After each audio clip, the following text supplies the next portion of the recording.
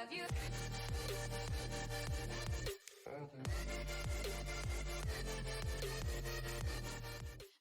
What's going on, everybody? Welcome to another episode of The Artist Reads the Bible.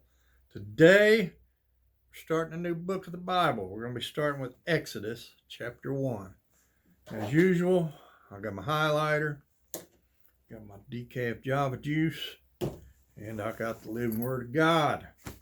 And yes, I got my hat on again because I need another freaking haircut. So, unfortunately, because I'm a little under the weather, me and my wife did go get COVID tested today. Actually, my wife got tested twice. We went to her doctor. They did test, but she's not going to find out till Monday. So on the way back, she called our local hospital, and they said, well, ours is slow too, but if you go out to Memorial Park, the National Guard are actually out there, and they're doing drive-through testing today. So I was like, oh, cool. We can both get tested that way. So we both went. We both got tested. Well, I'm going to tell you, they stuffed that thing so far up my nose. It made my eyes water and everything. But they texted our phone. We got home, and we was home maybe 15, 20 minutes. Got a text on our phone. I had to sign in with a birth date. And I did mine first, and it said, your results came back negative. And I told Jen, and she got on there and put her birthday in, and the results came back negative. So we don't got COVID, but still, out of respect, until I'm through being sick, whatever it is, flu, cold, whatever it is. I know it ain't COVID, but whatever it is, I don't give it to the person that cuts my hair, so I think I can wear a hat for right now, don't you think? Anywho, I also want to point out a little point to those of you that think this is all a hoax for the government to control us. If they were really padding the numbers, me and my wife are both sick. She's really sick. You can see it in her face. Her whole face puffed up because she got sinus infection and stuff. That would have been the perfect opportunity for them to pad the numbers. And it come back on both of us negative. So they're not padding numbers. Need to wake up, people. Anyway, let me get these spectacles off. Give me a little Java juice here.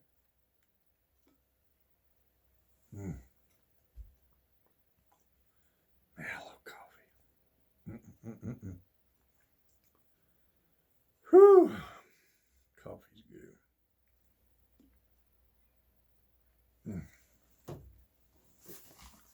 All right, let's get going, shall we? About to take my hat off. I was like, oh, nope. You see my messy hair. Although I just edited a video, it's rendering right now while I'm reading. And I noticed my hair is quite wild in that one. Anywho, Exodus chapter 1, the Israelites in Egypt.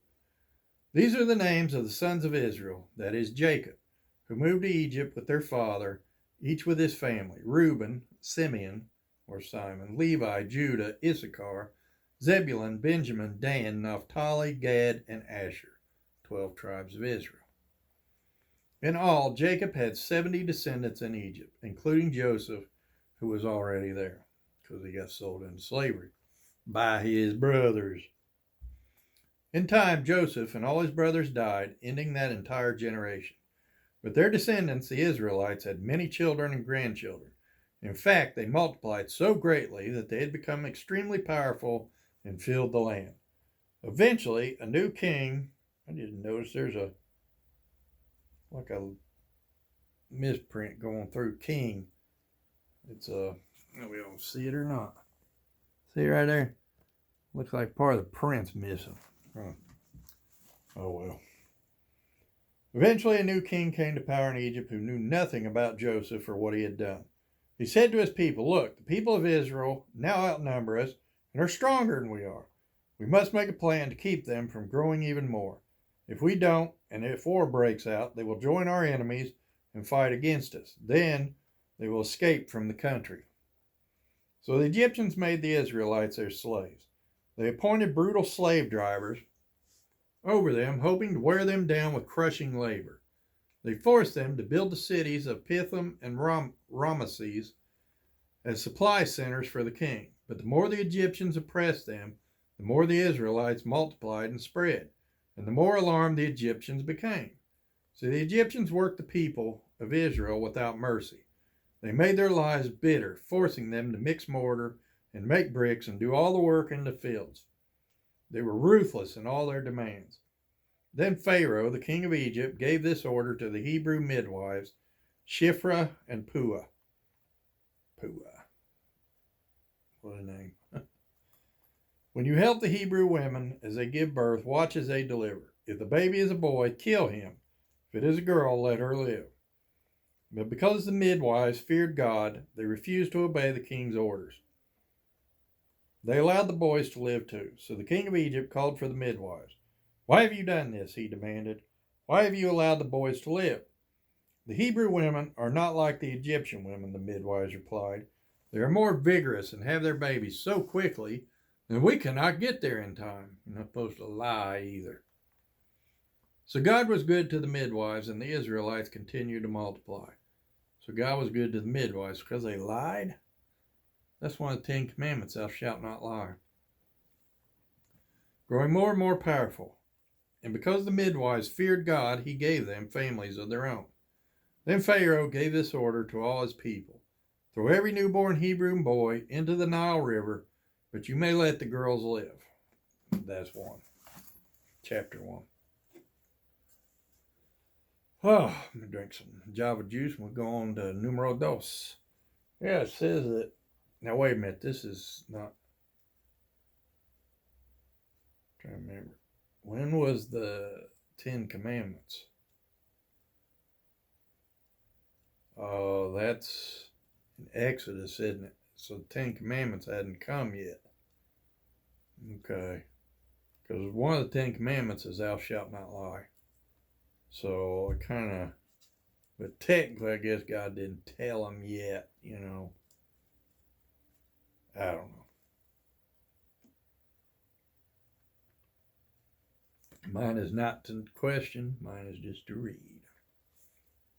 I'm really enjoying this coffee, I'm not gonna lie. When you're sick, simple things, little things make you feel a lot better, let me tell you. Especially comfort food, and I don't need to be eating much of that when I'm trying to lose weight. Let's proceed with numero dos. The birth of Moses. About this time, a man and woman from the tribe of Levi got married. The woman became pregnant and gave birth to a son. She saw that he was a special baby and kept him hidden for 3 months. But when she could no longer hide him, she got a basket made of papyrus reeds, and waterproofed it with tar and pitch. She put the baby in the basket and laid it among the reeds along the bank of the Nile River. The baby's sister then stood at a distance, watching to see what would happen to him. Soon Pharaoh's daughter came down to bathe in the river, and her attendants walked along the river bank. When the princess saw the basket among the reeds, she sent her maid to get it for her. When the princess opened it, she saw the baby. The little boy was crying, and she felt sorry for him. This must be one of the Hebrew children, she said. Then the baby's sister approached the princess. Should I go and find one of the Hebrew women to nurse the baby for you? She asked. Yes, do, the princess replied. So the girl went and called the baby's mother. Take this baby and nurse him for me, the princess told the baby's mother. I will pay you for your help. So the woman took her baby home and nursed him. Well, that'd be hard. One she put in the river, come back, now she got to nurse it and give it to this. Wow. Because what you do for your children, keep them alive, though. Later, when the boy was older, his mother brought him back to Pharaoh's daughter, who adopted him as her own son. The princess named him Moses, for she exclaimed, I lifted him out of the water. Many years later, when Moses had grown up, he went out to visit his own people, the Hebrews, and he saw how hard they were forced to work. During his visit, he saw an Egyptian beating one of his fellow Hebrews.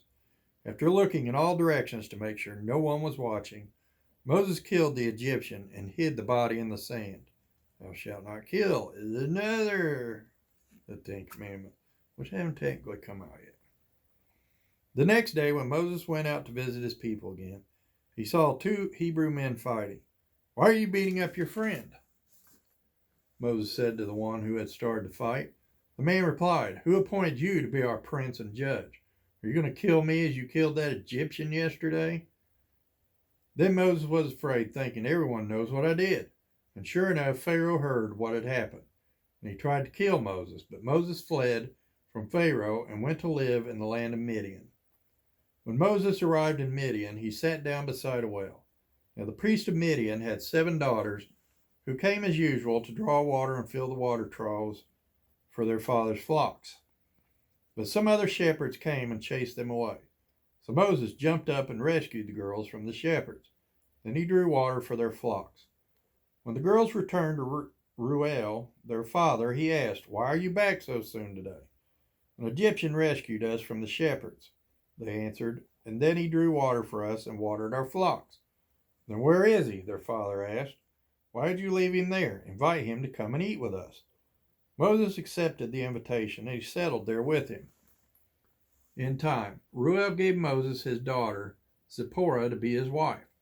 Later she gave birth to a son, and Moses named him Gershom, for he exclaimed, "I have been a foreigner in a foreign land." Years passed, and the king of Egypt died, but the Israelites continued to groan under their burden of slavery.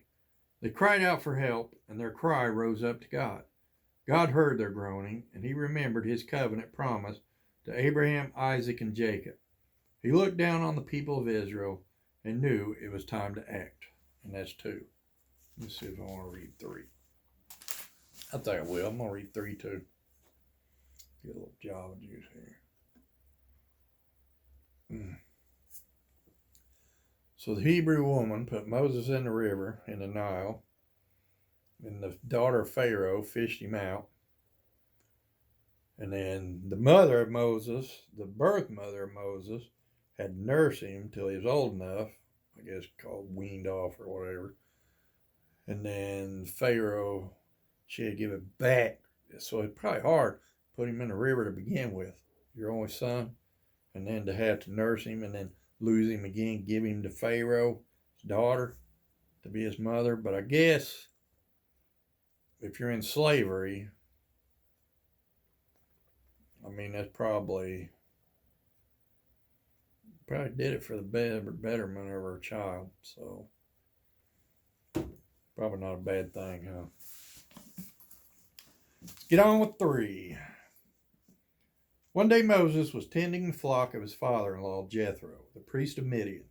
He led the flock far into the wilderness and came to Sinai, the mountain of God. There the angel of the Lord appeared to him in a blazing fire from the middle of a bush. Moses stared in amazement. Though the bush was engulfed in flames, it didn't burn up. "This is amazing," Moses said to himself. "Why isn't that bush burning up? I must go see it." When the Lord saw Moses coming to take a closer look, God called to him from the middle of the bush. "Moses, Moses." "Here I am," Moses replied. "Do not come any closer," the Lord warned. "Take off your sandals, for you are standing on holy ground. I am the God of your father, the God of Abraham, the God of Isaac, and the God of Jacob." When Moses heard this, he covered his face because he was afraid to look at God. Then the Lord told him, "I have certainly seen the oppression of my people in Egypt. I have heard their cries of distress because of their harsh slave drivers. Yes, I am aware of their suffering. So I have come down to rescue them from the power of the Egyptians and lead them out of Egypt into their own fertile and spacious land. It is a land flowing with milk and honey, the land where the Canaanites, Hittites, Amorites, Perizzites, Hivites, and Jebusites now live. Look, the cry of the people of Israel has reached me, and I have seen how harshly the Egyptians abuse them. Now go, for I am sending you to Pharaoh.